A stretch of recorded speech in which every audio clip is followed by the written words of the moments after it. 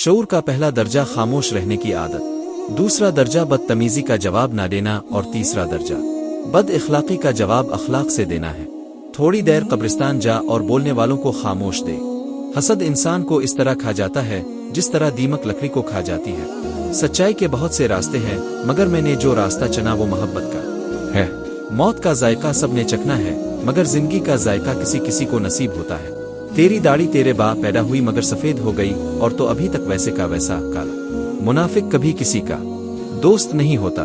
منافق کے ساتھ احسان کر، احسان کی امید مت رکھ۔ جو عقل سلیم رکھتا ہے وہ خلوت اختیار کرتا ہے، کیونکہ تنہائی میں قلب کی صفائی ہوتی ہے۔ اپنی زندگی اس کے حوالے کر دو جس کا پہلے ہی تمہاری سانسوں اور لمحوں پر اختیار ہے۔ تمہاری وجہ سے اگر کوئی بے سکون ہو جائے تو یاد رکھو کہ تم ظالموں میں سے ہو۔